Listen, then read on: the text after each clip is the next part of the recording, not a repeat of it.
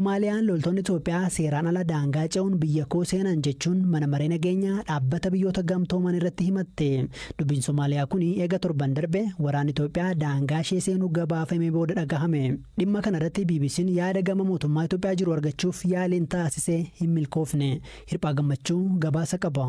Dhaabbata biyyoota gamtoomaniitti bakka bu'aan Somaaliyaa Abukaar Daahir Osman loltoonni Itoophiyaa kallattiiwwan hedduun daangaa isaanii cabsanii seenuu mana maree nageenyaa jaarmiyaa idil addunyaa kanatti himatan.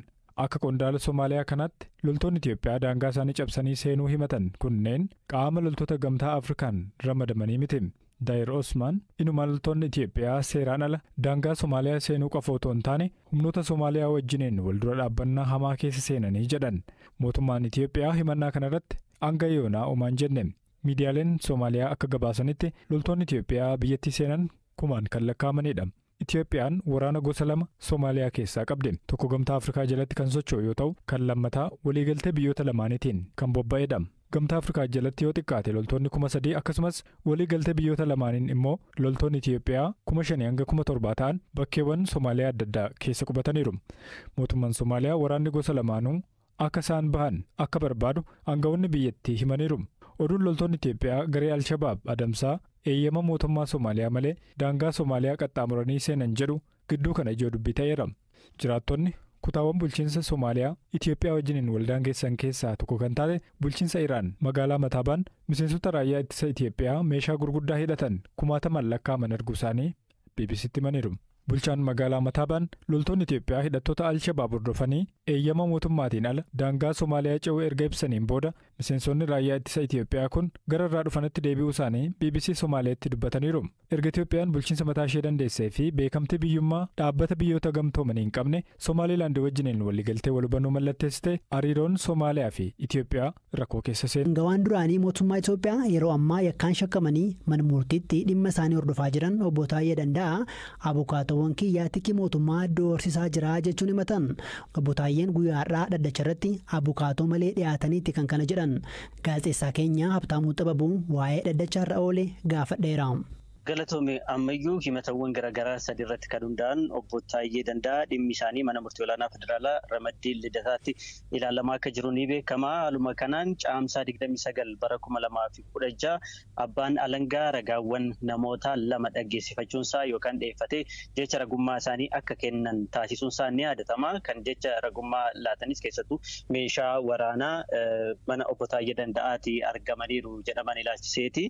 Haaluma kanaan manni murtichaa sarratti beellama qabatee kan ture galmee sana yookaan immoo jecha ragaalee sanaa qoratee jala murtii laachuudhaaf ture. Haa ta'u malee dhaddacha har'aa irratti abbootiin seeraa kuufama galmee irraa kan ka'e galmee obbo Taayyee Danda'a ilaaluu akka hin dandeenye kanaafis beellama biraa akka kennan beeksisaniiti kan isaan jiranii. Haaluma kanaan adoolessa 17 bara 2016tti beellama biraa qabataniiru. Obbo Taayyeen dhaddacha har'aa irratti abukaatowwan isaanii akka doorsifamaa jiran himachuu isaanii dhageenye maal jedhan? Eeyyeen obbo Taayyee Danda'aan guyyaa irraa kana iyyatawwan lamadha kan isaan dhaddacha irratti dhiyeeffatanii. Inni jalqabaa dhimma abukaatowwan isaanii ilaallatudha. Obbo Taayyee Danda'a abukaatowwan 5 kan qaban yommuu ta'u guyyaa har'aa garuu abukaatowwan 5 keessaa tokkollee dhaddacha irratti argame obbo Taayyee Danda'a bakka bu'uu hin dandeenye. Obbo Taayyeenis abbaan alangaa fi namoonni isaa abukaatowwan koo doorsisaa jiru jechuudhaan mana murtiitti iyyataniiti kan isaan jiranii. Abukaatowwan isaanii keessattuu 2 qabatamaadhaan doorsisni cimaan irra gahuusaa akka itti himan yookaan immoo abukaatowwan isaanirraa akka odeeffatan obbo Taayyeen mana murtiitti himataniiti kan isaan jiranii. Kunis akka irraa dhaabbatu gaafataniiru. Abukaatowwan kunneen lakkoofsawwan bilbilaa lakkoofsi isaanii hin mul'anneen doorsifamaa akka jiran. Kana malees immoo namoota nuti waajjiratti kaatii bilbila jedhaniin doorsifamaa jiraachuu isaanii akka itti himan mana murtiitti dubbataniiti kan isaan jiranii. Gama biraatiin abukaatowwan hafan 3 garuu doorsisni wal fakkaataan irra gahuusaa akka hin beekne yookaan odeeffannoo akka hin qabne obbo Taayyeen mana murtiitti himaniiti kan isaan jiranii. Tole ulfaadhu Habtaamuu tarii himannaa obbo Taayyee irratti abbaan alangee yookiin immoo abbootiin seeraa dhaddacha jiran waan dubbatan qabu yookiin immoo deebii kennan qabu? Eeyyeen abbootiin seeraa dhimma kanarratti yaada isaanii laataniiti kan isaan jiranii. Gochaan kun yookaan doorsifni obbo Taayyee Danda'a abukaatowwan koo irratti raawwatamaa jira jedhan kun dhugumaan yookaan qabatamaan raawwatamaa jira taanaan sirna haqaa biyyattiitiif yookaan sirna haqaatiif gaarii miti jechuudhaan yaada isaanii kennaniiti kan isaan jiranii. Kana malee immoo namni tokko wayita himatamutti mirga abukaatoo dhaabbachuu ni qaba. Kunis immoo heera biyyattii keewwata 20 irratti kaa'ameeti kan jiru. Kanaafuu wanti kun sirrii akka hin taanedha kan abbootiin seeraa kaasanii. Kana malees immoo dhimmicha irratti akka mari'atanis abbootiin seeraa himaniiru. Dhimma kanarratti kan himatame Abbaa Alangeedha. Tarii Abbaan Alangee deebii kenne qabaa? Abbaan Alangee dhimma kanarratti yaada laateen qabu ammayyuu. Faayinaansii mormuuf dargaggoota Keeniyaa bahan irratti poolisiin dhukaase danuu isaanii ajjeesuu maddeen meedikaalaa himan ammatti lakkoofsa mirkaneessuun hin danda'amne. Gaazexeessonni BBC garuu daandiirra reeffa arganiiru. Ganamaadhaa miseensonni paarlaamaa Keeniyaa wixinee falmisiisaa fi uummanni gibira dabalataa akka kanfaluu gaafatu raggaasaniiru. Dargaggoonni kana morman paarlaamaa biyyattii cabsanii seenuun ibiddi galma keessa mul'atee ture. Galmi bulchiinsa Naayiroobiis ibiddi qabateera. Dargaggoota magaalaa Naayiroobii keessa walitti qabamanii fi duruu jireenyi nutti cime wixineen kun hin barbaachisu jedhanii bahan bittinsuuf poolisiin dhukaasa imimaaneessituu dhukaasaa ture. Mormiin kun magaalota Keeniyaa garaagaraattis taasifameera. Kaaba Keeniyaa bakka hawaasi Booranaa jiruttis dabalatee adeemsifamuu BBC'n odeeffateera. Mormii kana kan hordofaa turte Aslii Galgaloo waan adeemaa jiru gaafadheera.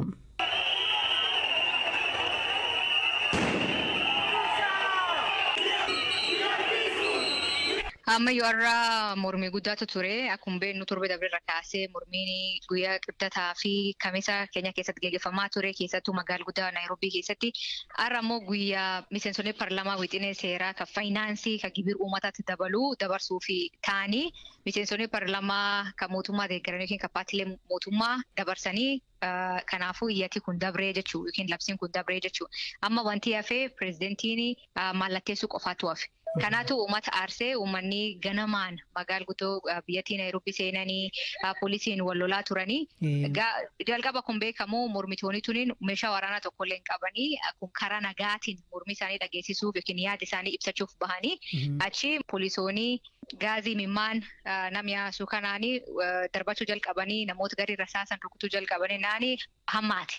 Achis uummanni baay'inaanii gamoo paarlaamaa seenan. Gaafas miseensonni paarlaamaa achi keessa turanii mitire. Erga isaanii wixinee seeraa kan dabarsan mormitoonni humnaan poolisii humnaan caalanii achi seenan. Achi seenanii wacaccabsuu jalqabanii kantiin yookiin bakka nyaataa kan paarlaamaa keessa seenanii nyaachuu eegalanii utubaa seeritti tuman fudhatanii bahaniin gam tokkoon ammoo ibidditti qabsiisan gamoo paarlaamaa afur rasaasan rukutamanii. Kaan ammoo agammaatti namoonni du'anii hedduu ta'uu danda'a ammoo kan agammaatti mirkanaa'e nam 10. Nam 10 gabaasawwan akkasii argeen ture. Gama kaaniin immoo namoonni kana dura irra deddeebiidhaan butamanii gadhiifamanis akka jiran dhageenye. Dhaabbileen mirgaa yookiin immoo Red Cross yookiin immoo Amnesty International illee akkasuma jedhe. Isaan wanta addatti akeekkachiisa wayii yookiin ergaa wayii mootummaa keenyaaf kan dabarsan jira. Isaanii uummanni karaa nagaatiif. Yaada isaanii dhageessisuuf mormii bahanii kuniin kabajamuu qabaa. Akka seera keenyaa keessatti uummanni bahee mormii isaanii dhageessisuu danda'a. Kuniin hayyam seera keessa jira. Mirgi seerii kennuuf seera keessatti namni keenyaa tokko mormuu barbaadanii bahee mormuu danda'a. Kanaafuu it's right to picket jedhan. Akka namoonni yaanii karaa nagaatiin seera isaanii yookiin aadaa isaanii ibsachuu danda'an hayyamamuu qabanii jedhanii haasa'anii akkuma jettee namoonni garee butamanii namni butamu fudhanillee caalaa gariin gadhiifamanii gariin hagamaa garii isaan jiran namni beekin jiru. Mormiin kun jalqabarraa dargaggoota keessumaa wal deemtootaan eegalee garuu hookaratti jeequmsatti jijjiirame boodara lakkoofsi namoota odanii akkuma jettee 10 ture eegasii booda dabaluus danda'a. Gabaasonni jalaa dhufan akka nuti agarsiisanitti Naayiroobiin alattoo kaaba Keeniyaa keessumaa hawaasa Booranni keessa jiraatu Marsabititti illee mormiin akka ture dhageenyeerra. Dhuguma har'a Marsabitii fi Isiyooloolee mormiitti gaggeeffamaa ture. Ganamirra kaasee uummanni mormii isaanii dhageessisaa turanii akkuma wixinee seera faayinaansii kana isaanillee akkuma warra Keenyaa kaan morminaa jedhanii gabbaanii wanti beekuu qabnu ammoo miseensonni paarlaamaa Keenyaa keessattuu warri naannoo kaaba Keenyaa jiraatan warra horsiise bultoota bakka bu'an fakkeenyaaf warra Booranaa kan Soomalii kan fa'an hedduun isaanii faayinaans biil kana deeggaran. Kana wanti uummata aarse. Fakkeenyaaf kaawuntii Marsabeetii yookiin naannoo Marsabeetii keessa bulchaan yookiin miseensaan paarlaamaa hin deeggaruu jedhee dide tokko qofa. Profeesar Guyyoo jedhama inni bulchiinsa naannoo Mooyeleetti isaatti bakka bu'aa naannoo Mooyelee. Is qofaatu noo jedhe. Kaan hundi isaanii yes jedhanii deeggaribsanii kanaatti uummata aarsee uummanni ganama biiroo isaanii deemnee waajjirri isaanii deemnee mormii keenya dhageessisnaa asii taasoo mallee bakka nuun bu'anii jedhanii aarii isaanii dhageessisaa turan. Paarlaamaa Keeniyaa keessa gaafa deeman dargaggoonni hookkarri uumamee ture. Miseensonni paarlaamaa akkam ta'an tarii miidhaan dhaqqabee jira isaan irratti? Miidhaan dhaqqabee hin jiru. Jalqaba uummanni cabsee seennaan beezment yookiin bakka jalaa bu'anii dhokachaa turanii achiis konkolaataa Red Cross fi kaaniin yookiin karaa jalaatiin dabarsanii achi keessaa baasaa turan. Gamoo paarlaamaa qofa osoo hin taane mormitoolii har'a galma bulchiinsa magaalaa Naayiroobii seenanii kallee ibiddatti qabsiisan. Kan City Council jedhanii waaman jechuudha. Kan City Council jedhanii Nairobi City Hall ka jedhamu. Ammaaf ammoo Keenya keessatti wanti jiru intarneetiin hin jiru. Intarneetiin laafuu jalqabu qofa osoo hin taane ammayyuu amma fakkeenyaa fi miidiyaaleen hawaasaa akka X, Instagram fa'aatii hin dalagu Keenya keessatti. Kunin miidiyaaleen biyyattii amma akka gabaasan akka KTN fa'aatii nu bilbilanii nu doorsisaa jiranii jedhanii miidiyaa isaaniirraa taasaa turanii mootummaan miidiyaa keessanii cufsiifnaa jedhanii nu doorsisuu jiranii jedhanii yaada isaanii ibsachaa turanii. Nu cufanillee yookiin aduu isaan nu doorsisanillee ammoo nu dhugaa uummata ibsuu hin dhiisnu jedhanii haasaa turan ganama. Gaaffii qotu muraatas illee pirezidaanti Ruutoon dargaggoota sochoosaniiti kan isaan aangootti dhufan kaaba Keenyaas dhaqanii deeggarsa isaan argatan hin beekna tarii namoota hin beekneef akka sirriitti hubatanii fi keessumaa guyyaa irraa lubbuun namaas darbeera biyyattii garam geessuu danda'a jettee yaadda akka gaazexeessuu tokkotti. Dhugaa ammayyuu akkuma jettee pirezidaantiin Keenyaa Wiiliyaam Ruutoon gaaf sochii na filadhaa deemee Keenya keessa socho'aa ture mootummaan kiyyiin uummataaf dhaabbataa uummataaf dubbataa namni iyyeessa of hin dandeenyeef harka qabee ol guddisaa jedhe. Amma fakkeenyaa fi seerri isaa ka bottom up strategy ni jedhuleen jalarra kaasee namoota harka qaleeyyii namoota of hin dandeenye guddisuu haslas jedha warra hojii hin qabne ka hojii xixiqqaa galgala ganama yookiin guyyaa guyyaan hojjetanii of bulchuu danda'an namoota akkasii ol guddisuuf jedhee wanti inni filatameef kan fa'a. Ammoo erga seenee akka uummanni jedhuutti kun hin taane. Kunin hin taane waan xiqqoo uummati qabullee kiisii keessa nu fudhatee jedhanii mormiin ka'e. Kanaafuu kun ka jalqabe fakkeenyaa fi akka Sri Lankaa fa'aa ka uummanni deemee wajjir pirezidentii seenee rakkoo kanaaf pireezidentichi gaafasii akkuma Sri Lankaa fa'aa pirezidentiin biyyattii aangoo gadhiise. Suni deemuu danda'a jennu Ruutoon dhiisuu danda'u se'uu ammoo Ruutoon aangoo gadhiisuu hin danda'u. Ammoo akkasiin deemuu jirtuuti akka malee hamtu. Kanaaf akka yaada keetti pirezidaanti Ruutoon seera sana waan haqanis miti aangoorraa waan kaaniifis miti kanaafuu rakkoon hammaachuu danda'aadha. Rakkoon hammaachuu danda'a. Amma fakkeenyaa fi seera kun dabruun namii danda'u namii hambisuu danda'u is qofa. Miseensonni paarlaamaa waan dabarsaniif mallattoo isa qofaataaf isaatti mallatteessu yookiin ragaasisuu qofaataaf yoo inni dhiisee wajjijjiiruu danda'a ammoo waan dhiisuu natti hin fakkaatu. Innillee maallaqa waan barbaaduuf waan dhiisuu natti hin fakkaatu. Hayya guddaa galatoomii Aslii Galgalo.